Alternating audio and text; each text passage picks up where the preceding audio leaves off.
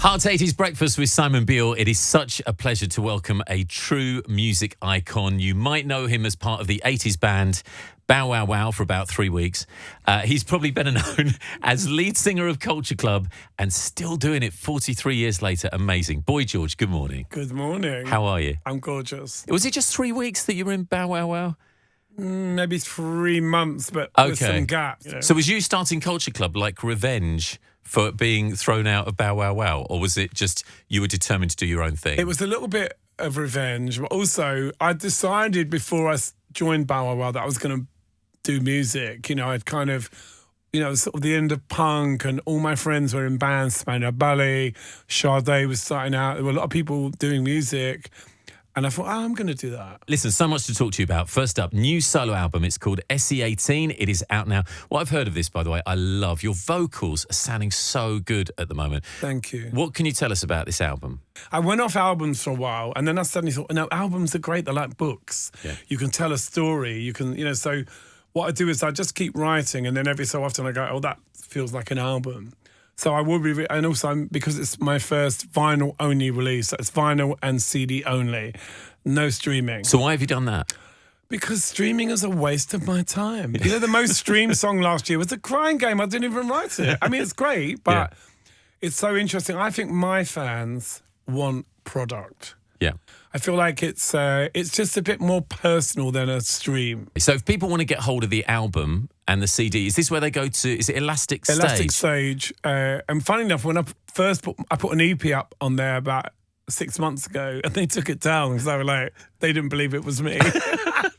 Boy George's new solo album called SE18. It is out now. You can get it via Elastic Stage. And actually staying in the South East London thing, Culture Club headlining the Uptown Festival on Blackheath, Sunday the 27th of July. This is very much on the sort of doorstep of your old stomping ground. Doing a gig there, is that quite special for you, being in that part of London? Yeah, I mean, listen, when I was 17, I ran screaming from South East London, vowing never to go back, But then over the years, when I started DJing, I started doing a lot of clubs like, Bexley Heath and Dartford.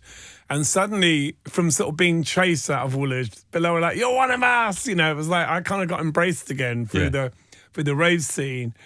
And, obviously, I'm older now, and, I look at, that my sort of teenage years with a bit more sensitivity and nostalgia. Yeah. So I feel like, I'm comfortable with being from the Southeast. So what can we expect from a Culture Club gig? Because I know you did this tour at the end of last year with Tony Hadley and Heaven 17, where you did your first 2 albums in their entirety. Yeah. So you said the set list was sorted already, easy, no arguments. Yeah. How do you decide what you're going to perform at this? Now that we've played those songs, we're now adding them into the set, which the fans love. So we're not sticking to the format of the records, but we're doing White Boy, and I feel like sometimes with Culture Club, I was always the one saying, why are we not doing stuff from this album? Why do we only ever do that?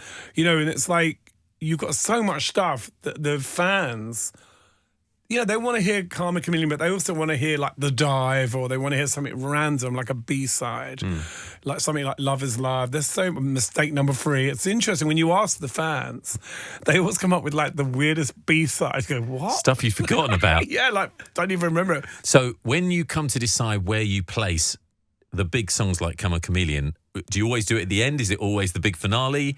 On my tour last year, I opened with it in a few places. Did you really? You've never seen people running so quickly into it. Can we talk about Come On Chameleon? Because I think just the size of success for this is one of the biggest selling songs in the UK ever. It just takes people back to a time in their lives where perhaps they were more innocent, but it's also one of the songs that everyone hates. Like I did my friend's wedding a few weeks ago, Fat Tony, I did his wedding. And he said, will you sing? I said, yeah. He goes, whatever you do, don't sing Karma Chameleon. I said, I'm absolutely singing it because your mum's going to be there. Yeah. And this is not for you. And it was so funny because he was like, you were right to sing it. Well, didn't you say even the band didn't like it? When you first performed it to them and said, here's the tune, they weren't so keen. No, they weren't keen at all because it was sort of country and, they were into Shalimar and they were into basically Culture Club always wanted to be in Duran Duran. Right, okay. Fact to life. They always wished they were in Duran Duran, but tough they weren't, Yeah. Is this where your riff with kind of Simon Le Bon came from? Because I know when you met to do Band Aid, and you put your arm round him, which was a really significant move to sort of show the press, listen, we're laying our egos at the door here. Is that where that stemmed from? Do you know what? In the 80s, I think all of those bands, particularly, we all thought we were like the best. We all thought everyone else was rubbish and how dare they have hits. And it was a lot of sort of rivalry. But, you know, actually, I love Simon. He's probably my favourite Durrani after Roger the drummer. Yeah. I feel they're my two favourite Durranis. But, yeah, we definitely had a few scuffles. There was this one time I was in Paris, I made some comment about one of his girlfriends and he stood up and told me to apologise. And I was like, no. And my heart was pounding. I thought he was going to beat me up. You're playing your stubborn card. And then later on, obviously when we did Band-Aid, I saw him and we were like, oh, whatever, you know. Yeah. I mean, I've been to see them a lot. Actually, that Band-Aid day, it did feel like everyone just put everything aside. It was quite unique. It must have been quite a whirlwind for you because you obviously turned up quite late in the day, flying in on Concorde, having been in New York. I mean, it's amazing when you think about it. And yet, what did you soak up from those few hours that you were there? Well, first of all, I didn't know what I was going to do. Okay. It was a bit like Bob had called me. He was Irish. I was like, he's a good Irishman. My mum will like him. Okay, I'll he trust wants him. me to come and do this. So I was like, okay, you know, I went and, but like everyone, I really didn't know what I was walking into. It was only when you got there and you go, oh, okay, everyone's here, like everyone. Let's just talk about some of your other early hits, because something I hadn't realised until the other day was every song you put out at that point was top 3, top 4. So, Do You Really Want to Hurt Me, obviously number 1. Time Clock of the Heart, which I love, number 3. Church of the Poison Mind, number 2. Come a Chameleon, number 1 everywhere. Victims was number 3. It's a Miracle was number 2. War Song was number 2. When you hit that level of success, do you feel a bit like, well, we'll do everything right here now? We've got the path set straight. There must be a level that draws you into we're untouchable. I don't think so. I think it's the opposite. I think that, you know, when you write songs and you get caught up in that chart thing, you get pressure. And suddenly it's like nothing's good enough. You know, the last album sold this and this one didn't sell as much. It is a pressure that, you know, kind of can get in the way of creativity. There's too much competition now, I think. You compete with everyone, but there's a freedom now that you didn't have then, which I really enjoy. Like, you know, because you can write about anything. There's nothing stopping you writing about whatever you want. So do you feel more creative as a result now? Yeah, because I think I've learned to get out of my own way. Everything I hear, I write down. If someone says something funny, I go, oh, that's a good line, you know. And I've got great people around me. So the iPhone, just write stuff down. Yeah. You know, don't think you're going to remember it. If you hear a great line, write it down. Yeah, see, this is where I'd be a terrible songwriter, because I think if I started writing something that I thought, oh, this is quite good, I would quickly realise it's something I've heard before or it's been written before. If you look for, I think, song titles, one of the things about like being a Bowie fan and a Mark Bolan fan is that growing up, they had the most insane song titles. You get the album and be like, She Was Born to Be My Unicorn. Well, you know Gary Barlow's not going to write that. So look for things that other people won't write. You know, that's why Bowie was great, because he had a wide palette of what he wrote about. He wrote about really interesting things. I found out so much about, you know, other artists, Bob Dylan, Lou Reed, Iggy Pop, poets like Cahill Gibran. There's so many things I discovered through listening to Bowie records, because he would write mad lyrics. Yeah. And that's what I try to do. I write about things that mean something to me. Can we just do some quick fire questions to Sure, round yeah. off? Okay, how many hats do you have? Probably about 600. Do you really? Yeah. Where'd you They're keep... everywhere in cupboards. I was gonna shoe say. open the stock drawer, there's a hat, you know, under the bed, they're everywhere. How many do you take on tour with you? Do they stack inside each other? Does that help? I've got like these big, massive drum boxes, and it's hilarious because you travel, and obviously when they always open them, and they always say, "What are they?" And you're like, Hello. "You've never seen a hat before." You have worked with so many famous people. Do you ever get starstruck?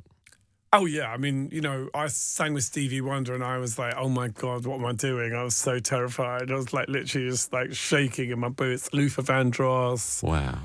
Dionne Warwick. I've sung with some amazing people, and I wish I could do it now. Yeah. Because when I was like 21, I was like so scared. Now I'd be like, come on, let's do it. Bring you it know? on. What about the first time you met Bowie? That must have been overwhelming. It was so beautiful and so exactly what I wanted. I just, you know, like sometimes you meet people and you think, oh, I wish I hadn't met them. But in the case of David Bowie, he was so charming. I mean, I was sitting there going, oh my God, trying to be really cool, you know, talking about, and we had this mad conversation about Russian art movies and ended up talking about EastEnders because he was asking me what was going on in London and what was going on in EastEnders. He was very funny. I love the normality of it. Very funny. And I remember I said to him, I said to him, he asked me about Steve Strange. He goes, where's Steve Strange? So he's living in Wales with his mother, who's got a massive beehive. And he goes, well, you'd need one, wouldn't you, if you're living in Wales? He was very, very funny man. What a beautiful thing. For that to be like your dream come true and then it's as great as you hope to not be disappointed by, Absolutely. you know, yeah, no, great. It was amazing. And one final question. What advice would you give to your 1980s self? Enjoy what's happening. You know, don't be indifferent. You know, don't bring anxiety to it, you know, because actually you're lucky, you know, you're in a room with Frank Sinatra. It's like, be there. Yeah. Don't zone out and worry about your hat or whatever. So a lot of the things that I used to really worry about when I was younger, I just doesn't even come into my mind now. I'm a happy person. So good to hear and so good to see. The new Boy George album, SE18, is out on CD and vinyl via Elastic Stage. And you can see Boy George with Culture Club headlining at the Uptown Festival in Blackheath on Sunday, July the 27th. Good luck with the album, and it's great to see you. Thank you so much. It was a lovely interview. Thanks.